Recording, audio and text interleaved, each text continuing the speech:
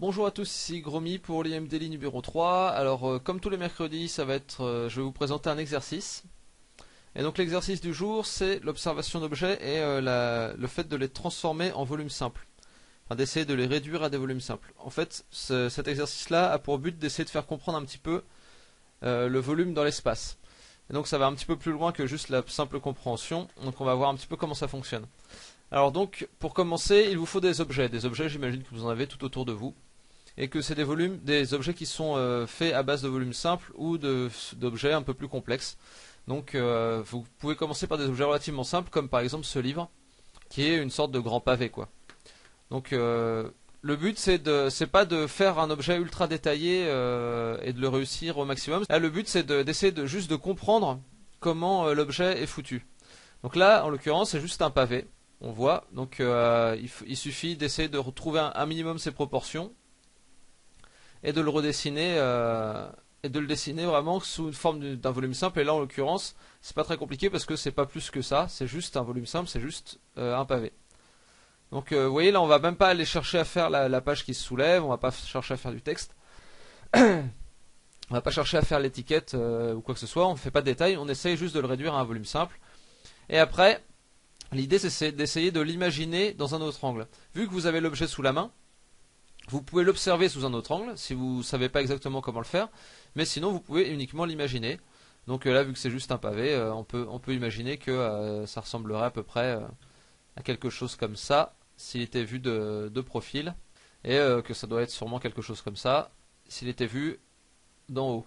Vous voyez que j'utilise une brosse relativement large. Il n'y a pas besoin, comme je disais, d'être très précis. Le but c'est vraiment la compréhension. Donc il faut essayer de pouvoir tourner autour de l'objet dans votre tête et de vraiment comprendre comment ça se déplace dans le volume. Donc pour ça c'est bien d'avoir des objets physiques autour duquel vous pouvez tourner.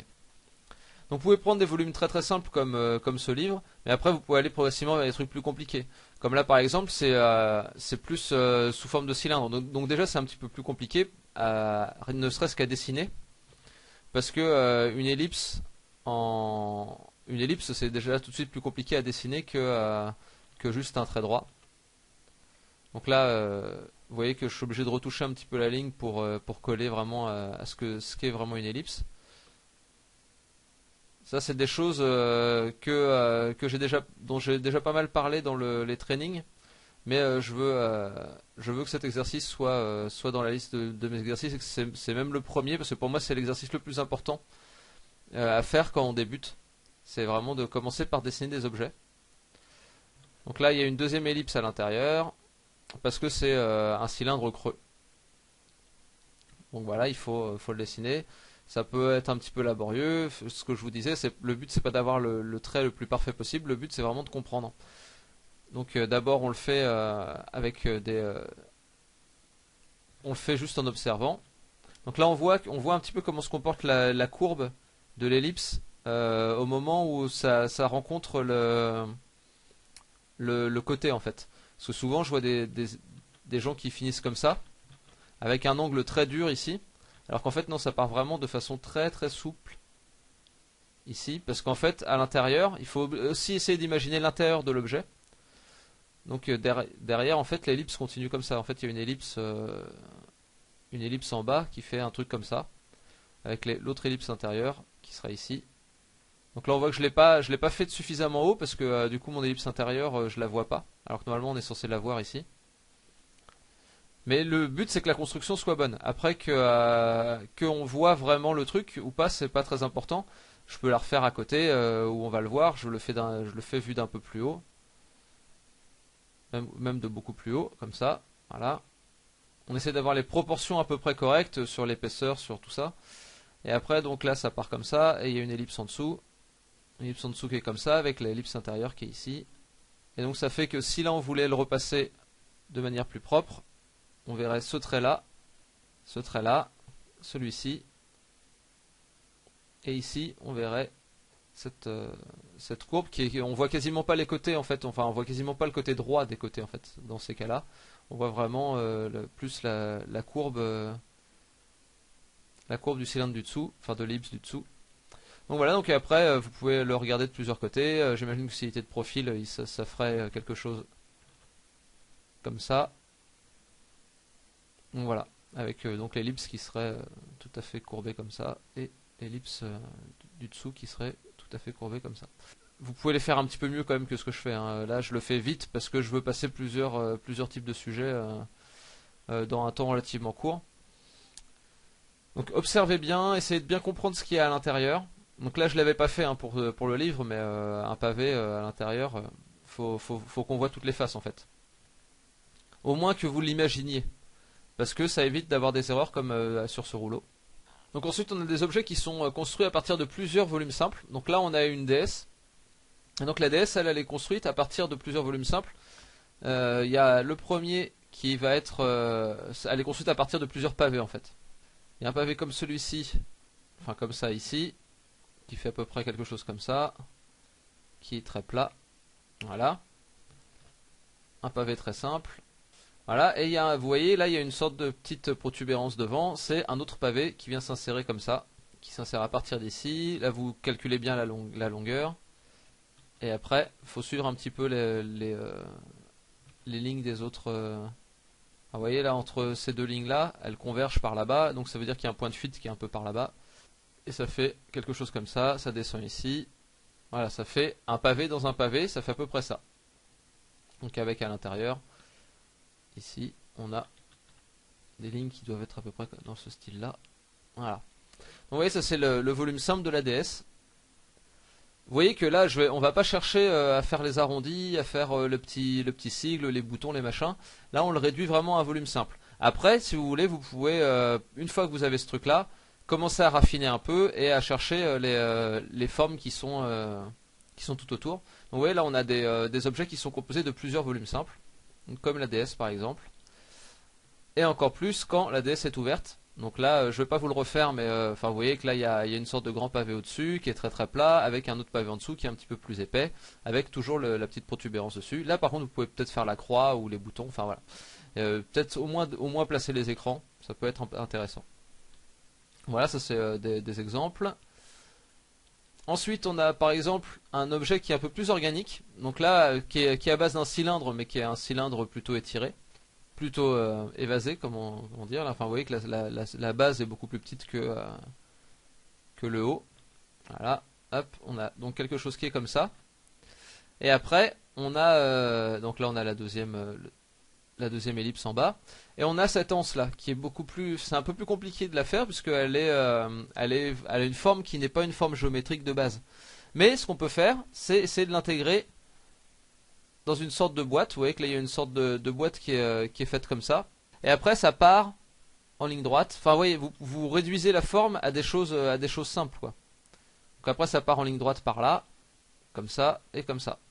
Vous voyez là ça réduit l'anse à quelque chose d'un petit peu plus gérable dans l'espace, plutôt que d'être embêté avec une forme qui est un peu trop organique. Vous pouvez même la simplifier encore bien plus.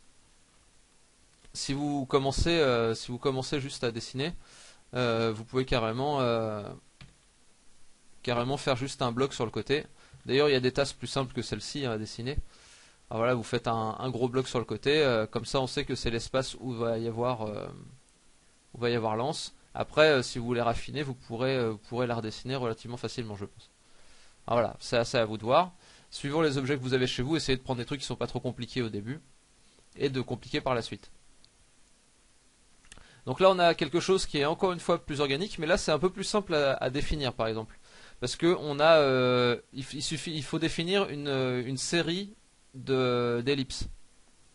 Ça reste pas ultra simple, mais c'est déjà un petit peu plus simple que l'anse de la tasse précédente.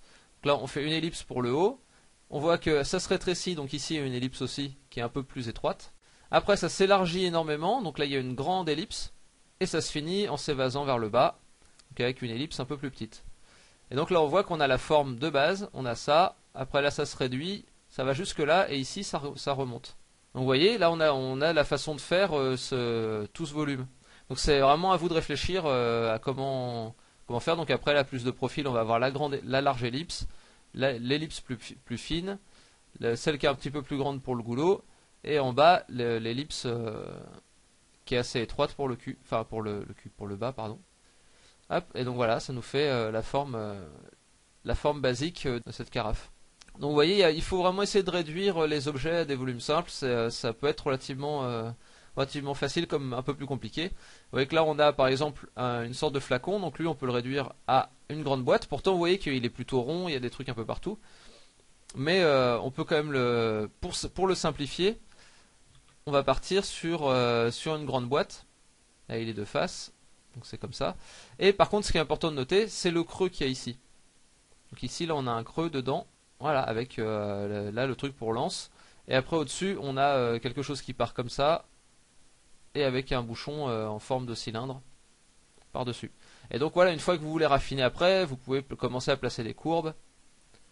À placer un petit peu la forme un peu plus générale de ce truc-là. Enfin, arrondir un petit peu les angles et tout ça, quoi. Mais il vous faut d'abord une structure de base, qui est celle de forme simple. Donc là on voit que la base elle est plutôt arrondie, enfin voilà, il y a tout un tas de trucs qui sont à noter. Mais voilà, après une fois que vous avez compris les formes globales, vous savez que la boîte vous pouvez la remettre dans un autre angle. Je crois que l'anse elle est plutôt étroite en fait à l'intérieur là. Ça fait une sorte de trou comme ça, il me semble, sur le flacon. Que ici il va y avoir le bouchon qui est en forme d'ellipse là-haut. Voilà, ça c'est complètement de profil. Et puis après vous pouvez faire tout un tas d'intermédiaires entre les deux. Et après vous pouvez même aller jusqu'à des objets qui sont quand même relativement complexes.